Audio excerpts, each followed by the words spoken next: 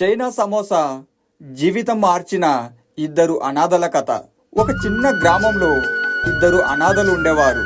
వాళ్ళ పేర్లు రవి మరియు బాలు. చిన్నప్పటి నుంచే వాళ్ళు తల్లిదండ్రులు లేకుండా చాలా కష్టాలు పడుతూ పెరిగారు. గ్రామంలో వాళ్ళను ఎవరు పెద్దగా పట్టించుకునేవారు కాదు. ఇవాళ వీళ్ళు రేపు ఎవరో అని చాలామంది తక్కువగా చూసేవారు. ఎవరి దగ్గరైనా పని అడిగితే మీ మీద నమ్మకం లేదు, మీరు పని చెయ్యలేరు అని పంపించేవారు. అలా రవి బాలు ఇద్దరు కొన్నిసార్లు చిన్న చిన్న పనులు చేసి మరికొన్ని రోజులు ఆకలితో గడిపేవారు. ఒక రాత్రి ఆకలితో కూర్చున్న బాలు అన్నాడు, రవి, ఇలా ఎప్పటి వరకు తిరుగుతాం?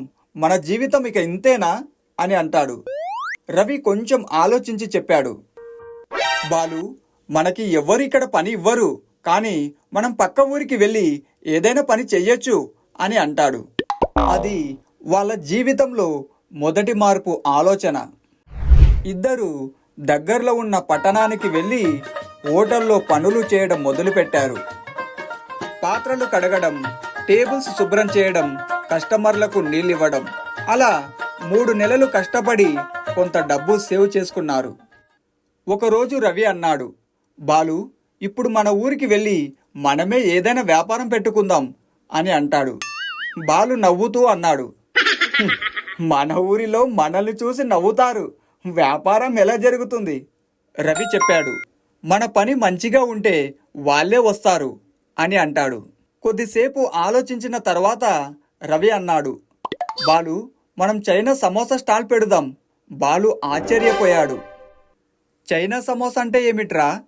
రవి నవ్వుతూ, లోపల నూడిల్స్, కూరగాయలు, బయట క్రిస్పీ, పిల్లలు, యువత అందరూ ఇష్టపడతారు అని అంటాడు. ఊరి బయట ఒక చిన్న బండి పెట్టారు. మొదటి రోజు ఎవరూ రాలేదు. రెండో రోజు ఒక పిల్లవాడు వచ్చి అడిగాడు, అన్నా, ఇది ఏమిటి? చైనా సమోసా, ఫ్రీగా ఒకటి తిను అన్నాడు రవి. పిల్లవాడు తిన్నాక, అన్నా, చాలా టేస్టీగా ఉంది అన్నాడు. అది వాళ్ళ వ్యాపారానికి మొదటి మెట్టుగా మారింది. కొంతసేపటికి ఒక పెద్దాయన వచ్చి అడిగాడు, ఇది చైనా నుండి వచ్చిందా? బాలు వెంటనే, లేదు అయ్యా, ఇది మా ఊరి చైనా అని అంటాడు. అక్కడున్న వాళ్ళందరూ నవ్వుకున్నారు.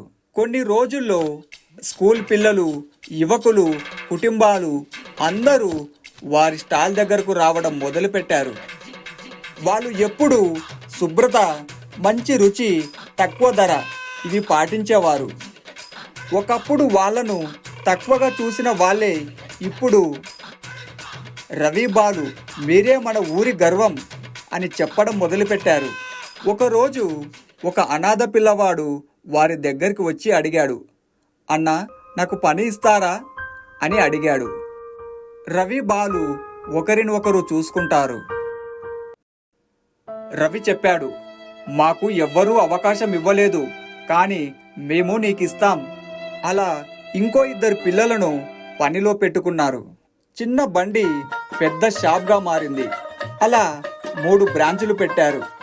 గ్రామంలో రవి, బాలు చైనా సమోసా సెంటర్ చాలా ఫేమస్ అయింది. ఒకరోజు బాలు అన్నాడు, రవి, మనల్ని ఒకప్పుడు ఎవ్వరూ పట్టించుకోలేదు అని అంటాడు. రవి నవ్వుతూ, మనల్ని ప్రపంచం మార్చలేదు బాలు, మన ఆలోచనే మన జీవితాన్ని మార్చింది అని అంటాడు. కథ యొక్క నీతి, మనల్ని ఎవరు నమ్మకపోయినా పర్వాలేదు, మనపై మనకి నమ్మకం ఉంటే జీవితాన్ని మార్చుకోవచ్చు.